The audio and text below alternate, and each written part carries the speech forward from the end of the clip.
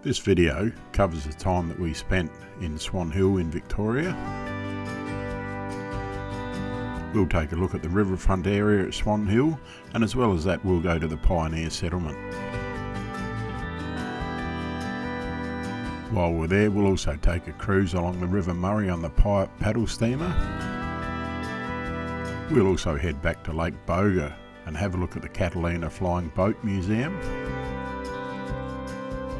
All this and a little bit more as we visit Swan Hill.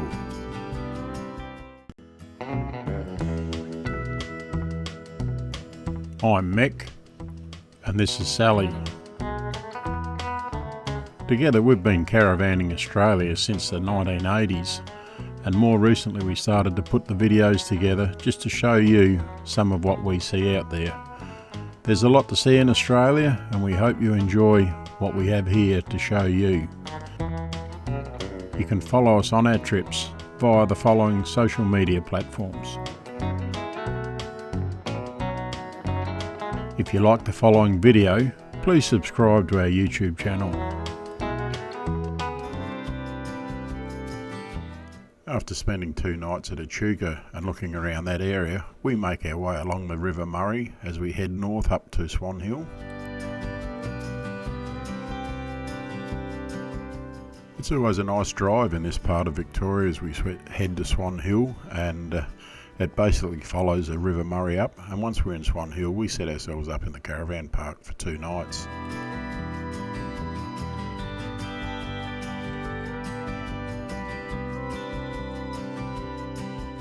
Later on in the video we'll show you why we selected this caravan park, and this caravan park is the one that we always stop in whenever we're in Swan Hill, and you'll see why.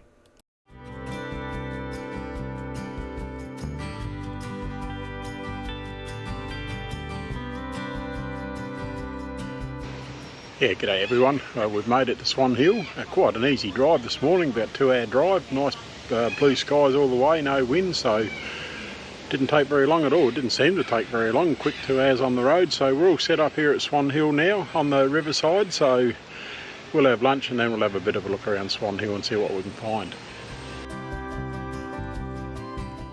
This giant Murray cod is located on the CBD side of the railway station there at Swan Hill, and it's a monument to the great big cod that were caught before irrigation and drought.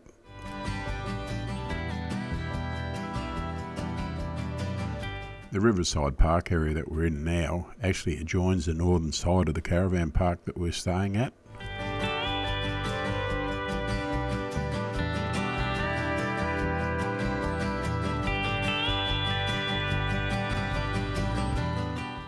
It certainly is a very nice place to be in for a picnic and family outing. It's got kids' playground, great lawned area, and also has undercover barbecues.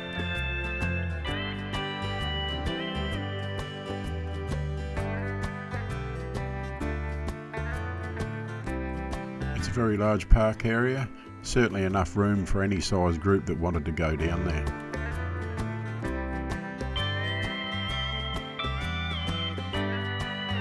The undercover barbecue area, certainly clean and ready for the next cook-up.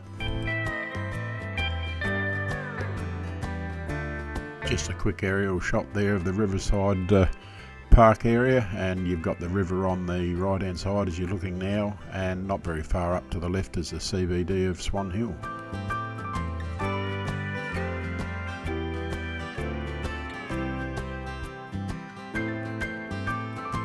In this part of Australia, the Murray River is certainly different to what we're used to here in South Australia, and it's a lot narrower.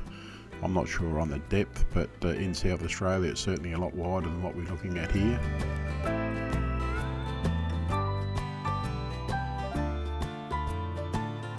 As the drone flies towards the bridge, the left-hand side of the river here is Victoria, and as you go over the bridge heading to the right-hand side, you then enter the state of New South Wales.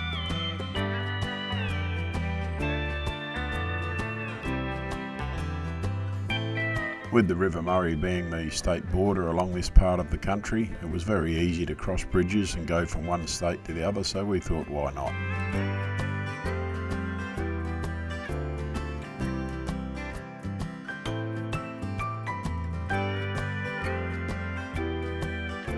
From the caravan park that we were staying in, it wasn't very far down, and then you came to the Pioneer Settlement, and it was there that we thought we'd go in and have a look. It's not the first time that we've been here, and it certainly is an enjoyable time.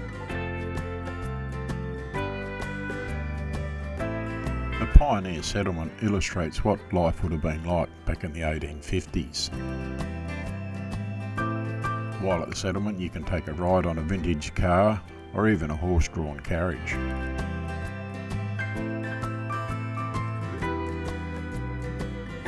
One thing that we did like once we got inside the settlement was once you paid your entry fee at the gate, there was nothing that you were going to pay for once you were there. The vintage car and the horse-drawn carriage, all those rides were complimentary. There was no cost to take one of those rides if you wished to do so. The only thing that you would pay money for once you're inside, of course, is any souvenirs or meals or Devonshire teas that you might purchase whilst you're there.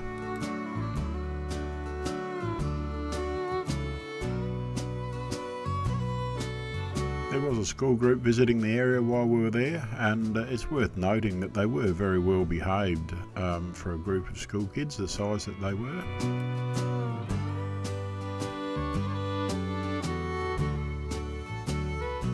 All the interiors of the buildings that were on display there were set up in the way that they would have been set up back in the 1850s when they were trading.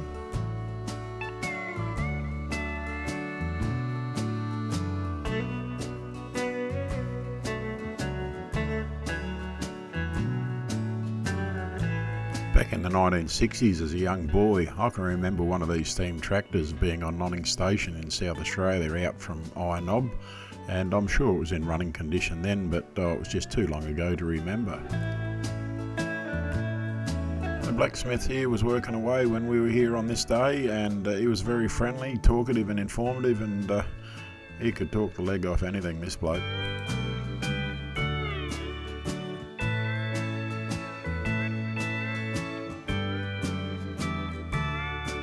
As well as the blacksmith working, there was also the wood turner here.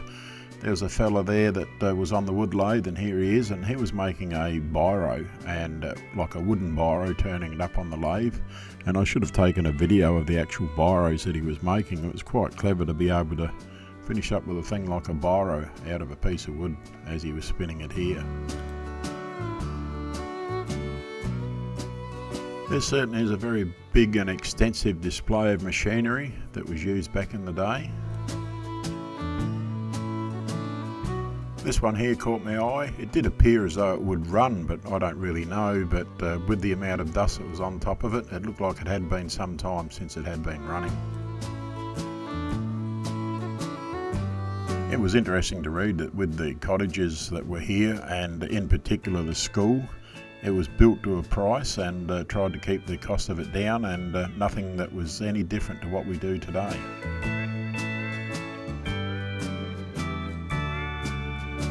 It was interesting to look into the inside of the school building here, and there's obviously seats for the students to sit on, but no writing desk at all for them to use a pen and paper.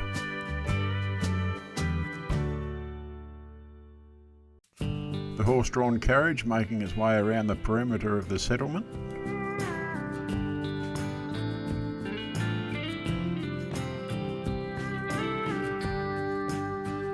It was interesting to look at this one, and it made me wonder whether this homestead was something that was a little bit more flashier than what most people would have. It certainly looked like it had everything that you would want back in the day.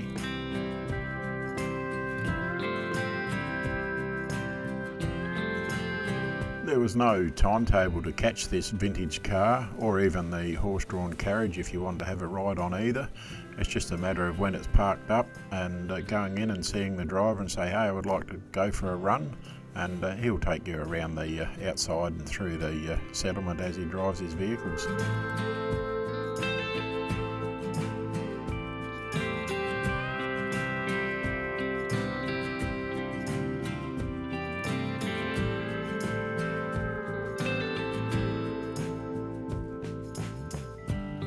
The The horse-drawn carriage was our pick of the two transport methods, and of course we had to jump on and go for our little ride around. It's not always busy, it was only the two of us on this particular trip when we went round, and the coach driver, very friendly, very informative.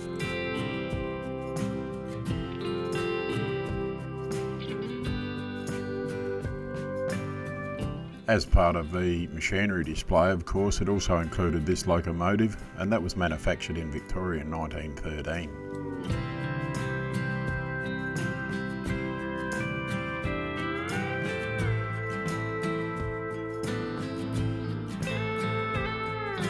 The paddle steamer, the Gem, was built in 1876 at Moama in New South Wales, and it was later transported down or sailed down to Goolwa in South Australia, and it was there that it was fitted out to become a passenger steamer.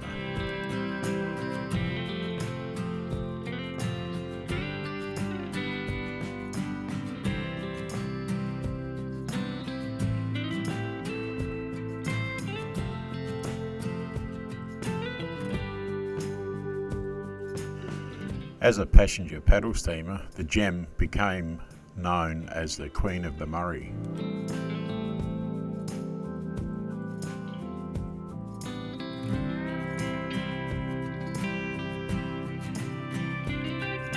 During the transformation of the Gem into a passenger paddle steamer, a 12-metre section was added to the middle of the paddle steamer, but unfortunately this made it too large to sail above or upstream from Mildura because of the tight turns in the river. So from once the restoration, or not the restoration, the conversion to turn it into that passenger paddle steamer, it only operated downstream from Mildura, where of course the river was much wider than what it is upstream. I was a bit confused with this one because as you look at the captain's wheel here, I would have thought when you're standing at the wheel you're facing the rear of the boat, because as the camera swings around now, that's actually looking forward, and the person holding onto the wheel, I would have assumed if you were facing the wheel you had the back to the direction of travel.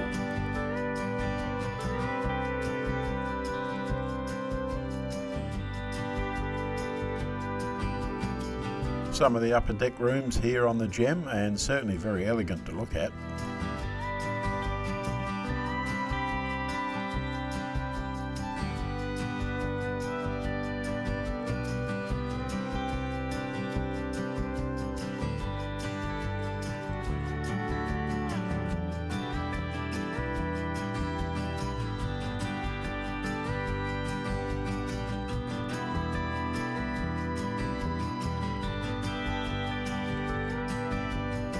No visit to Swan Hill for us would be complete without taking a River Murray cruise, so here we are at the Pipe, ready to take a 1-hour cruise.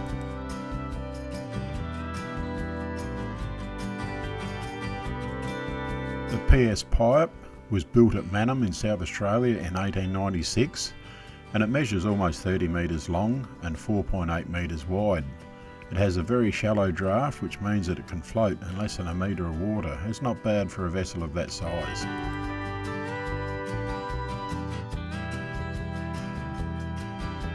The Pipe starts its cruise from what is known as the Little Murray River, and it sails past the caravan park before it enters the main river channel.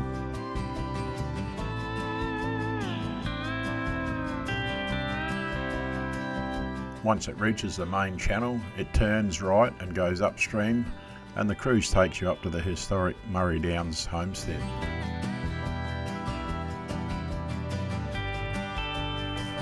When the Pipe reaches the Murray Downs homestead, the paddle steamer then turns around in the river and returns back to its home base. It is worth noting that during this cruise, at no stage do any of the passengers disembark from the boat. There is no tour of the Murray Downs homestead, unfortunately. That would be terrific if that was possible, but that is not part of the cruise.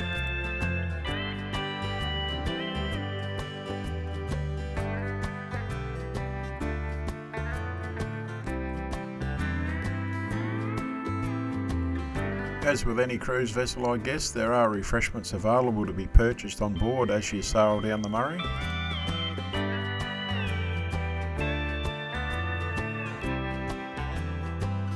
As the pipe cruises along the river, the captain of the vessel gives us a running commentary of the area as we go past each particular item.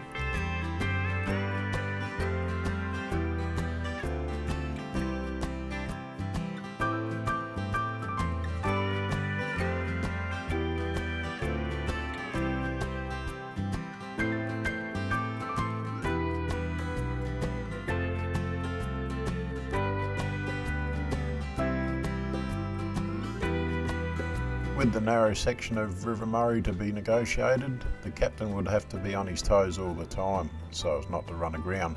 Even though the draft of the boat is less than a metre, it would still take some skill to handle such a craft.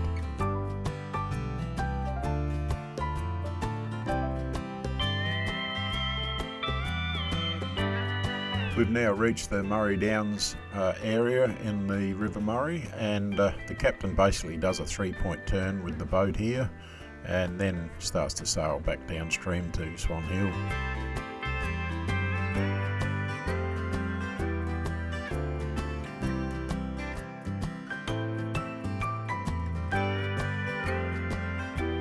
Very hard to see the Murray Downs homestead from the river where we are now, but you can see the lawn there, and for the quick glimpse of the building that we did see, it would have to be a very pretty place to go and have a look at.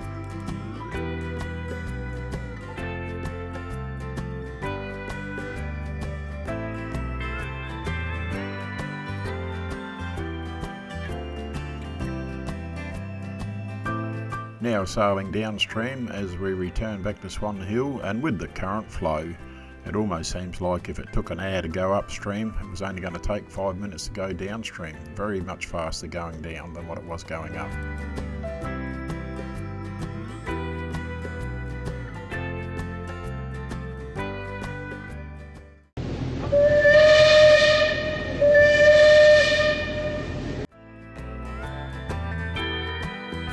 Now starting to do that left-hand turn to go back up the Little Murray River and park the boat or berth the boat back at its mooring.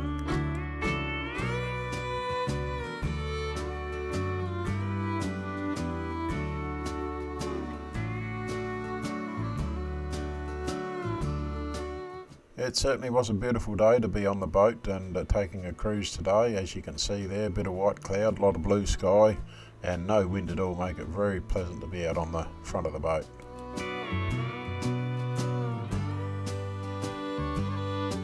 Lake Boga is 18 kilometres from Swan Hill, and that's where the Catalina Museum is, and we spotted the signs for this as we made our way from Echuca to Swan Hill, and we thought we'd go back and have a look and see what it was all about.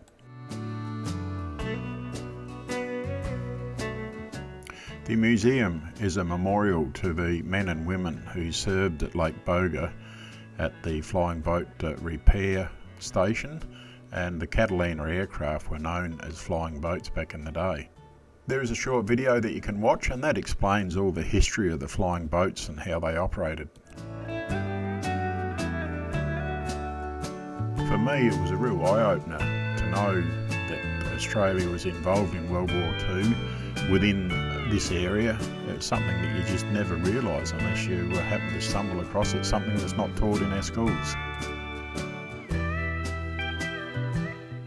Part of the museum display also includes this underground communications bunker. Now the bunker's been reset up to show how it would have been operating back during World War II.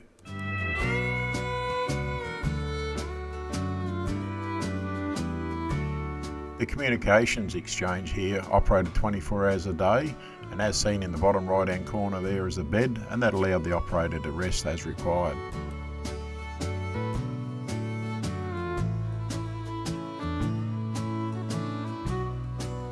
Don't quote me on this one, but this is I believe is an emergency generator setup which was mounted underground within the bunker should they require to use it.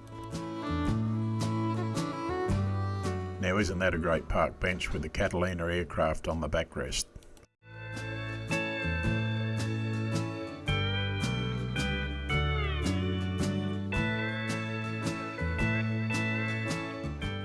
After watching the introductory video at the beginning of the visit here, it's easy to understand why they chose the area for the flying boat repair depot. It certainly would have been well suited.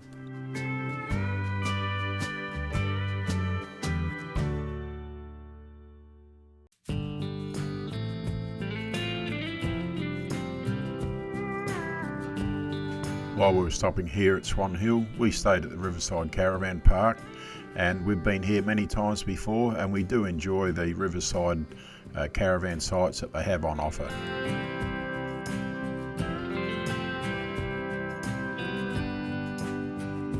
The majority of the caravan sites here at this caravan park are on the river, but there are some sites available further back should you not want to be so close to the water.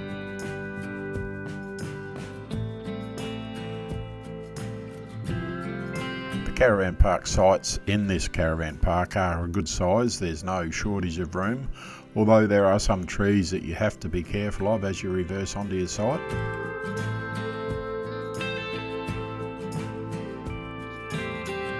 Nothing like the early morning river light along the river, and if you're lucky enough, if you're in the caravan park at the right time of the day during the afternoon, you can catch the pipe as she sails up the river.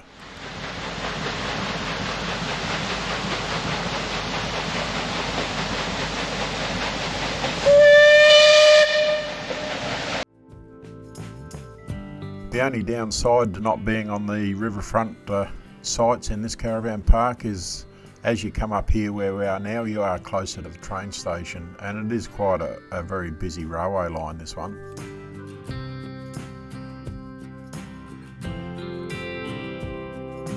The park has a very well appointed camp kitchen.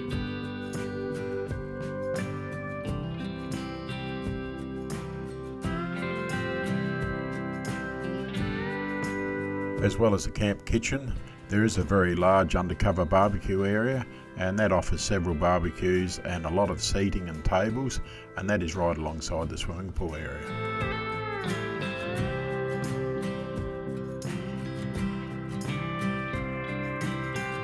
The caravan park also offers a good mix of cabins. The cabins on offer range from a small to a family size cabin, something suitable for whatever you wanted. As seen here, the caravan sites are located along the river bank, and the cabins of the park are located centrally within the caravan park ground itself. In amongst the trees on the top side there from the swimming pool, that's the section of caravan sites that you can have should you not want one on the riverbank.